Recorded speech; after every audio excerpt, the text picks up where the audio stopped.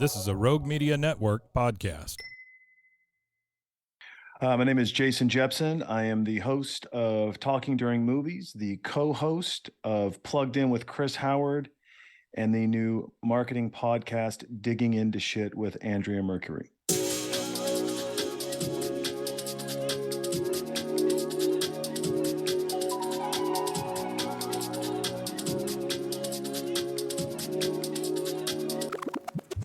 Hey, I'm Mike. Welcome to Podcast Diaries. These are the stories of podcasters who feel alone, just like you.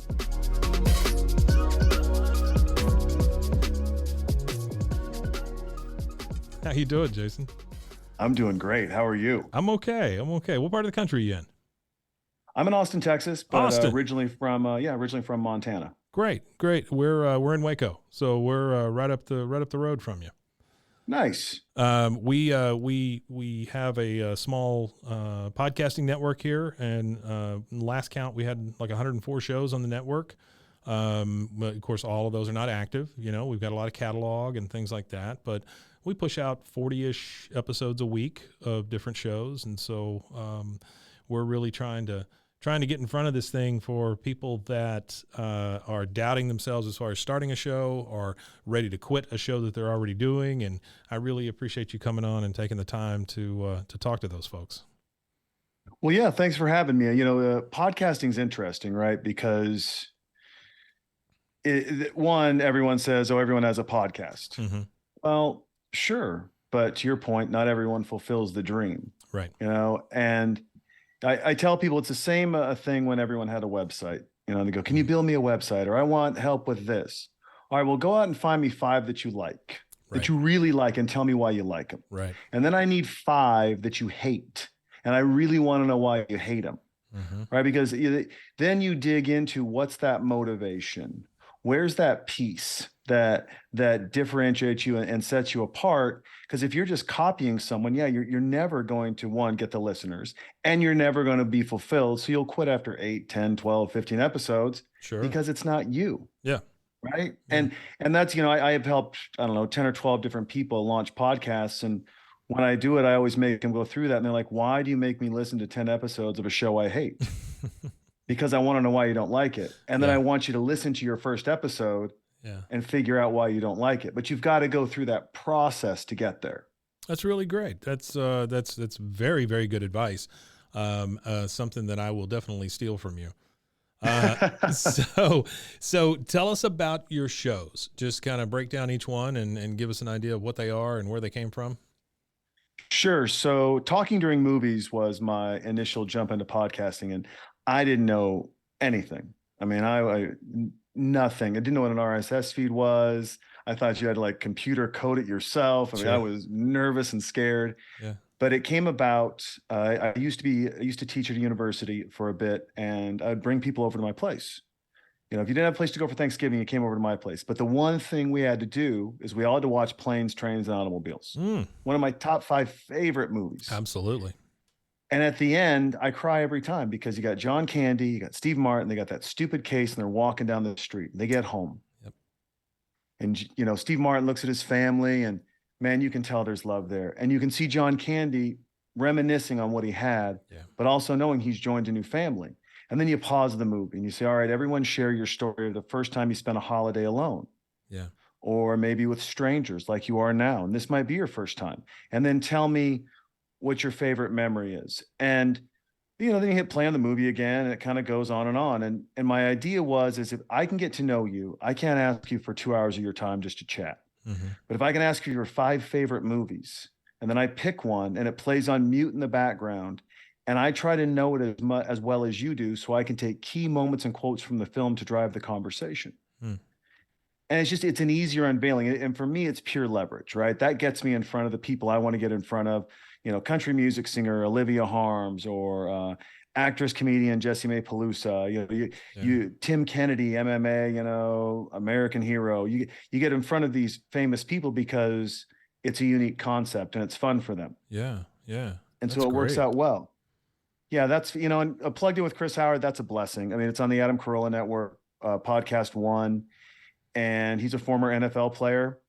He knows the sport inside and out. He has, he's been working in sports and, ever since he even left the NFL. Right. And I am the guy on the street, right, who's just got an insight that's usually wrong, but that's okay. And we have fun, and we've been friends for over 20 years. So it's also a great way for us to catch up.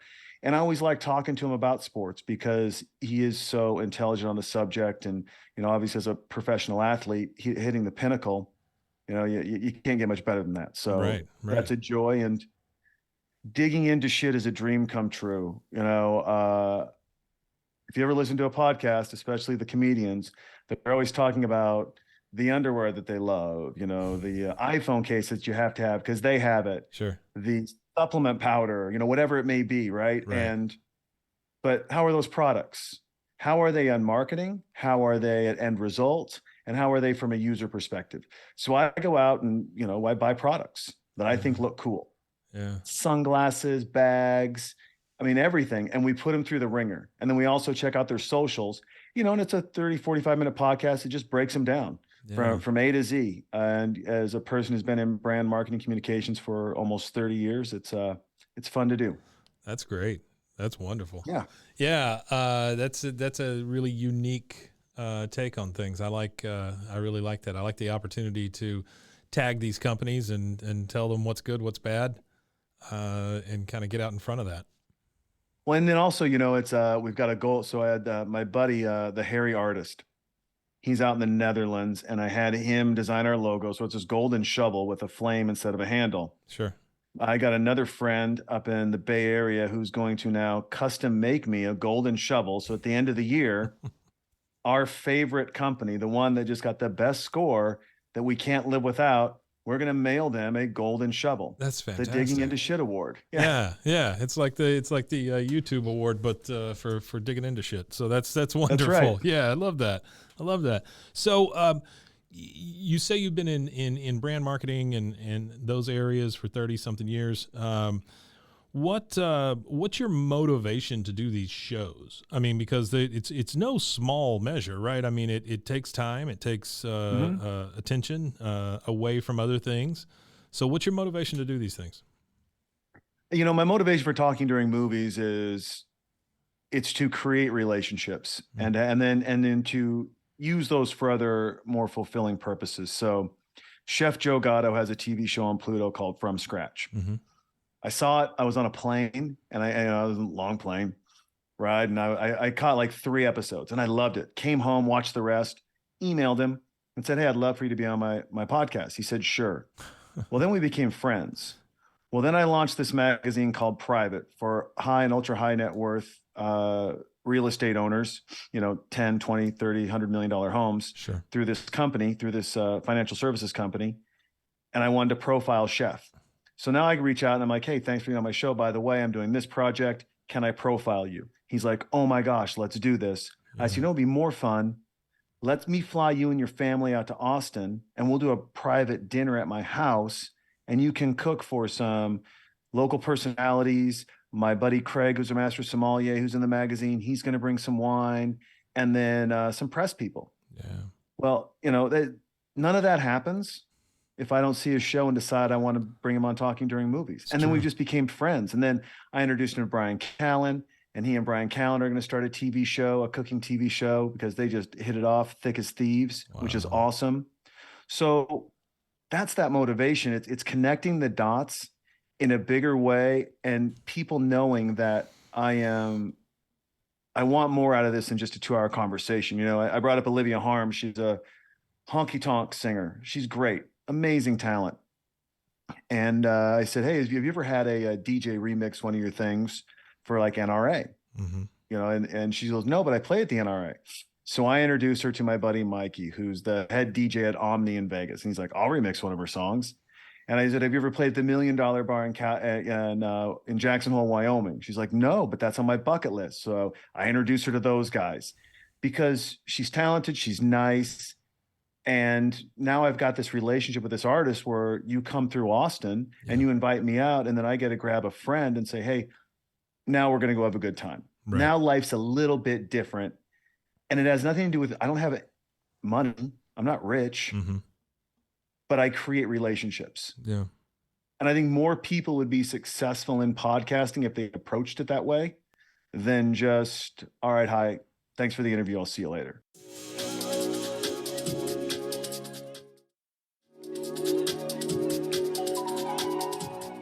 You know, and if I can tell you one more, Richard, my buddy Richard, he is the #1 card cheat on planet Earth. Okay. There's no better card cheater. Okay. He's absolutely amazing. He's got a documentary on Hulu called Dealt, and this guy is just, he's amazing. He's a black belt in karate. He's blind. Oh, He's been blind since he's 6. okay. He can touch a deck of cards and tell you the order they're in. Wow. He will deal. So we're at a table, and I meet him. I do the podcast interview. Well, I stay in touch with this guy, Right. because his brain's been studied more than anybody else's brain in the 20th century. And I'm hanging out with him, and I said, oh, you know what? Let's bring him up for South by. So now I got him on the main stage at South by, and he's doing his thing. And then we're back. We're at this other room hanging out. All these tech VCs, they want to talk to him. He's been the keynote speaker at Oracle World and Apple. And there he is, 8 people around a table. Hands me, shuffles the cards, hands them to me. He goes, Jason, cut those cards. What do you got? I go, Richard, I got a queen of spades. He goes, all right, we're going to play a 5 card. How many people at the table? And I go, 7. He goes, what number are you? And I go, 3. So he deals the cards, 1, hands me the deck. He goes, cut it, hand it to someone and have them shuffle. Deals, does that 5 times. I have a royal flush in spades, and nobody else has a playable hand. That's wonderful. And this is a guy that I can text, call. He loves my daughter, Yeah. you know, Yeah. and we get to hang out. But you foster those relationships, man, and you make them work, and leverage your podcast to do it. Don't just think of it as a single channel of communication. Think of yourself as an omni-channel marketer, and what those relationships look like down the road, Yeah. where you can help them and they can help you. Yeah. Yeah. That is wonderful advice. And you are the first one that I've done for this show that has mentioned those sorts of ongoing relationships. And I just love that. As a former teacher myself, I taught high school, middle school, and college. Without the relationships, you don't teach anything. You know, it's very, very hard to get something through a kid's head without having a relationship with them of some kind. And so I feel like that's kind of a natural thing for me to make relationships with people as I meet them, and certainly as they come in here and record stuff. Number one, you're going to learn more about people in this atmosphere than you will anywhere else, because for some reason, once they get used to hearing their voice, they'll unload any secret they've possibly got. And so I absolutely love that part of it. It's almost like they forget that there's a microphone and it's being recorded sometimes. You know, you got to watch it, because that is some stuff that you might want to cut out, but you know, it does help to build those relationships though. So that's wonderful advice. I love that. Oh, thank you. Yeah, no, it's fun. With the other ones, I mean, the motivation with Chris is just spending time with him. You know, he's a dear friend, and I love sports. Yeah. And I get to learn. Right. You know, there's a unique perspective of, you know, I get an excuse to go out to Atlanta.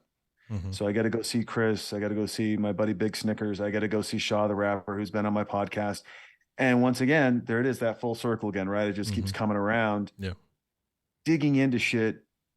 The motivation there is, we all talk about products we like, you know, and there's one thing that companies and advertisers still haven't figured out.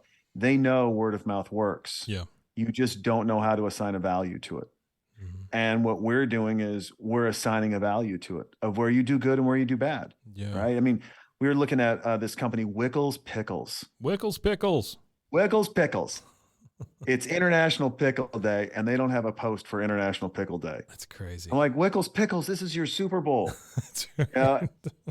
And I don't even eat pickles. But I looked at Andrea, my co-host, and I said, Andrea, if Wickles Pickles went away, because they have the same jar, you go to that pickle aisle, it's just green juice.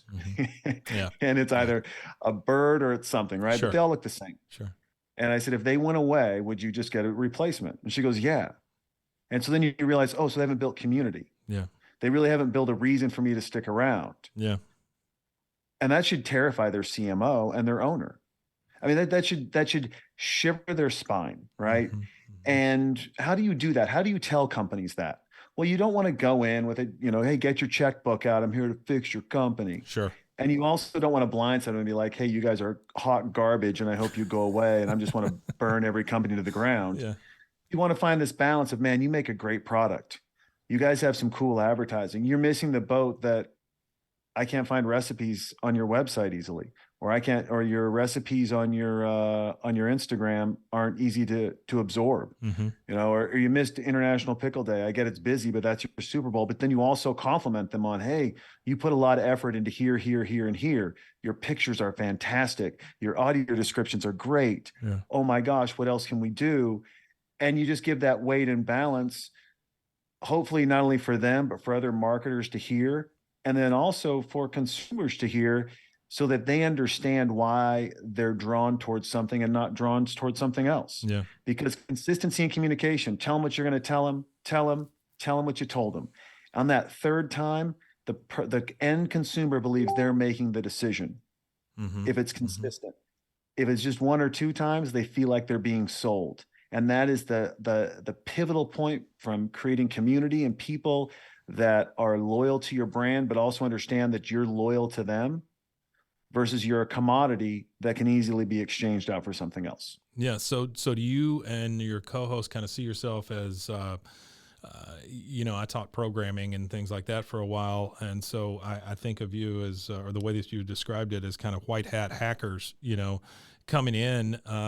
We don't mean any harm, but we want to show you where the faults are, where the open back doors are, and things like that, in your product, so that you can improve that. Plus, hey, as an added bonus, we'll help you build a community real quick. Yeah, no, absolutely. And give them the tools, right? Share the tools. I don't know what your marketing budget is. So if we find someone that we think is kind of missing the boat, you open up with, I don't know their marketing budget at all. So let's go small, medium, large. If you had an unlimited budget, what would you do? Right. If you had a medium-sized budget, what would you do? And obviously those terms are relative based on the size of the company. So you try to keep things in scope. And then it's the Jason Jepson model. You have no money. Now, what do? Well, you got a computer, download Audacity. That's right. You can do it. Right. Yeah. So it's just, it's giving them those options that I think sometimes people get overwhelmed, right? They're like, oh, I want to be on Guys Grocery Games, but I don't have whatever it costs to be on there. Yeah. Or I want to be one of the basket options in Chopped. Like I want to do a week of pickles with Chopped, but I don't have $500,000. So guess I'm stuck. And that's just not true. Yeah. That's not true, especially in today's world. There are so many avenues to get your word out there and do special things that people notice. There's so many channels to be able to do those things. So just a couple more questions, Jason, and Sure. I'll let you go. I know you got stuff to do. Tell me about your setup, like your equipment, your software, where you're hosting, things like that. Sure. So Chris and I do it over Zoom. I used to, when I launched Talking During Movies, I actually launched it in downtown Austin at a hallway bar called Dirty Bill's. So if you look at some of the original comments, they're like, hey man, can you fix the sound issues? Because, I was the only person in the bar with somebody else, but usually there was a bartender there, but they're getting deliveries, Sure. The doors creaking. Sure. But there was a thing about it of walking into a bar. Jessie Mae Pelusa walked in and she's all, is this you and me and a bartender? And I was like, yeah. She goes, cocktails. I was like, that's right. And you have a great time. It lets your guard down a little bit. You have a drink. COVID hit, so obviously that changed. And now I do majority over Zoom. Right. I'll be in Columbus, Ohio, first week of January, and I might be doing some shows there out of a hotel. But generally speaking, it's over Zoom. My tech setup's pretty simple. I've got the Rogan microphone, the SH, the Shure 7 or 8 or whatever it is. Sure. Mac laptop. Audacity is my choice for editing. Cool. One, it's free. Yeah. And there's a million YouTube videos. Yeah. By the way, quick tip, YouTube videos. I don't need to hear about your day. You just go ahead and tell me what I need to know. I don't need to know. I don't need to Yeah. know anything except Yeah. for what I clicked for. I get That's these guys right. who are like, it's nice, isn't it? And it's a sunny day. You probably see I'm like, hey, fella, I'm at my wit's end. I got to edit this I just show I just want to know how now. to put this thing together. That's all I That's need, Bill. right. Thanks so much. Please, Bill, come on, man. So I use Audacity pretty exclusively. I've tried some others. I'm just, you kind of get familiar. Yeah. It's like switching from a Android to a Mac to a, an Sure. iPhone or vice versa. Sure. I'm sure there are good ones out there. And then, if you don't like talking during movies gets the most downloads, but I don't make any money on it because of my motivations for it are different. Right. So I host that on SoundCloud. Okay. And by the way, folks, if you don't want to make money podcasting, host on SoundCloud. They just don't give you any Yeah. good data. Yeah. Yeah.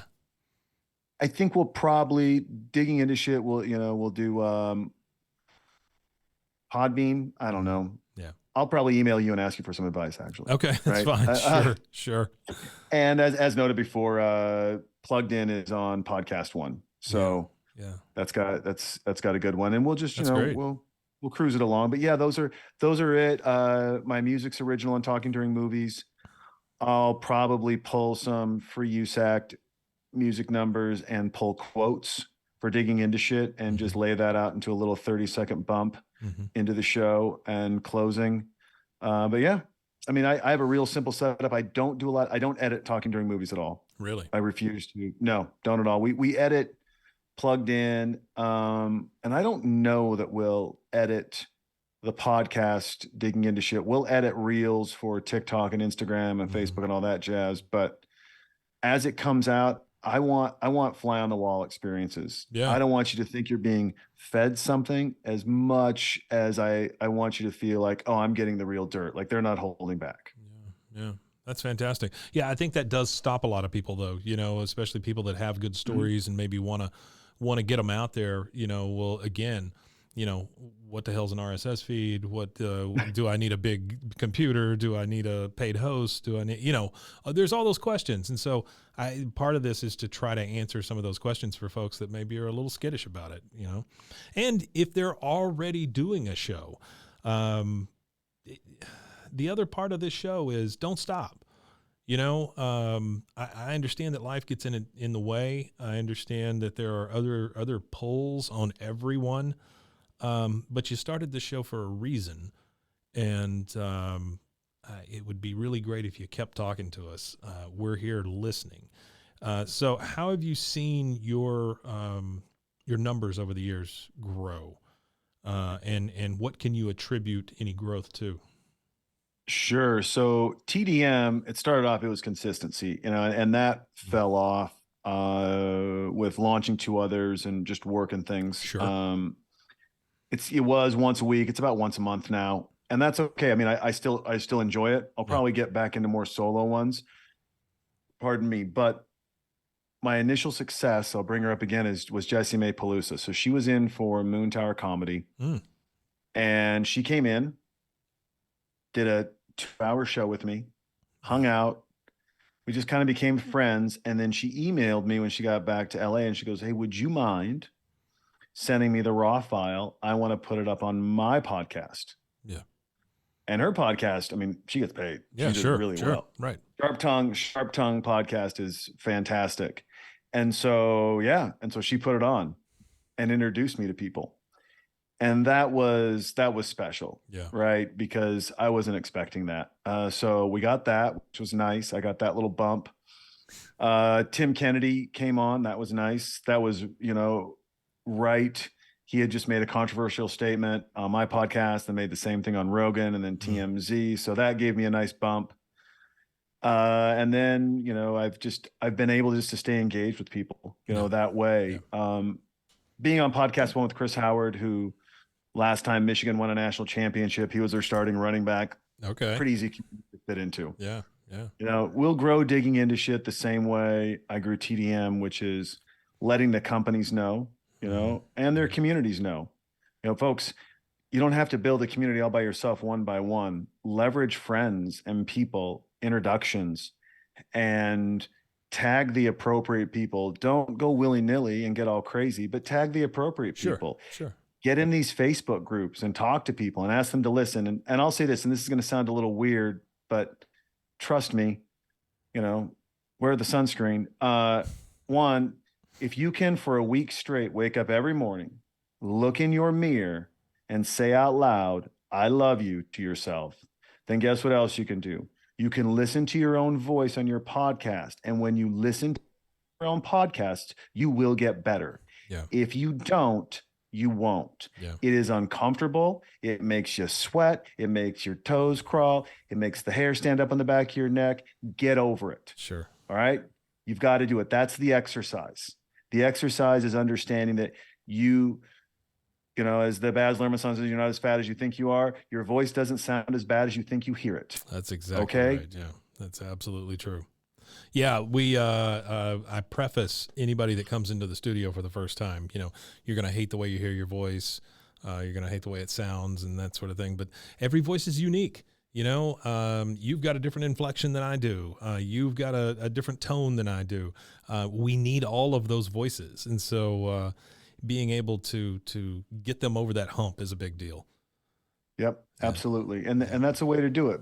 And it sounds weird, but I'll tell you what, you will get more rejection of someone looking at themselves saying, I love you, than you will hearing their own voice. But when you get comfortable with you become a better interviewer and you become a better host, or you become a better narrator, depending on how your podcast is set up. You just become better when you're comfortable with you. So it sounds like, and last question for you, it sounds like you've had a lot of success with the shows that are currently out there. And then you've got the new show that's starting. So I'm going to preface this question by saying this applies to the new show. Okay. Okay. As far as the new show goes, and you personally, what do you see as success for that show? At what point do you get to something or receive something you go, oh, this show's a success? So I look at things this way. When I ask you to go for a hike, I don't take you to Mount Everest, right? You take little steps. So the first success was concept, ideation, and logo. First step. Yeah. And that was a success. The second success was getting 6 in the can, ready to go. Yeah. Because life's going to get busy and you've got to be consistent out the gate. That's right. So if you want to start on Tuesday launching your podcast, you better have 6 in the can at least behind you, right? Because you just don't know. So there's that. That was a success. The next successful piece then will be twofold. One, of the 6, I want one company to respond. Good, bad, or indifferent. Hey, I hate you. Why would you keep our company's name out your mouth? Sure. And I'll be like, fantastic. Sure. Right. Sure. Or I love you. Thank you for, shedding light on this and making us feel awesome. Yeah. And sharing it, because that breaks me into their community. Another piece of success will honestly be my benchmark for a first podcast, even though people know my name, coming out in a totally different area, even though it's an industry I work in. If the first one gets 100 downloads, I'm happy. Yeah. That's all I care about. Yeah. That's great. And that doesn't have to be the first day. Yeah. That can be the first week, the first month. I don't care. Sure. I don't. But, it is, you live in a delicate balance, right? Until you want to invest the finances to own your own app and, own your own distribution. Yeah. You have to figure out how to build community in an area where community is limited unless you're paying advertising money, right? Yeah. Facebook, Instagram, all those. But you still have to put all that content out there. And you just work hard, man. You just keep knocking. Keep knocking. And if 100 people listen, guess what? That's 100 people who didn't listen before. And you don't know what you're doing to inspire them. I mean, I had a gal on, Ginny Thomas. She got into a motorcycle accident with her husband. He died. She lost her leg. Wow. She's had 21 surgeries on her leg. 21. I got people messaging me who are amputees. I didn't know they were amputees. Yeah. They're like, oh my gosh, can you introduce me to her? This story really inspired me. This is so amazing. You Yeah. know, an actress friend of mine, I showed her because she was the one-legged lamp for Halloween. Okay. Christmas Yeah, story. yeah, sure. And I sent it. And this gal, I mean, she's been, she was like, she's my new favorite. I'm following her. So I text Jenny and I'm like, hey, by the way, you've inspired this person. Yeah. And, and it wasn't my most downloaded podcast. Sure. Like 20,000. Yeah. But man, the response. And that's that's the final piece of success for me is response. Yeah. If 100 people listen and 99 respond, I'm doing better in my mind than 1,000 people listening and no one responding. Yeah, absolutely. I've always said nothing wrong with a good cease and desist letter. At least I know they're paying attention at that point, right? I like that. Well, Jason, thank you so much for taking the time. I really appreciate it. One more time, give us your full name and all three of the shows. Sure. Jason Jepson, plugged in with Chris Howard. I'm the co-host. I am the host of Talking During Movies, and coming out in mid-January, Digging Into Shit with Andrea Mercury. And by the way, we got to get you on TDM. Oh yeah. I'll message you. We'll book you some time. We'll get on TDM. Absolutely. Let's do it. Thank you again, Jason. And I think this is going to help some folks. I appreciate it. Thanks so much for the time and let me talk. All right. We'll be talking again. Check out more Podcast Diaries and plenty of other shows at roguemedianetwork.com. If you have a story to tell, reach out to us. info@roguemedianetwork.com. This has been a Rogue Media Network production.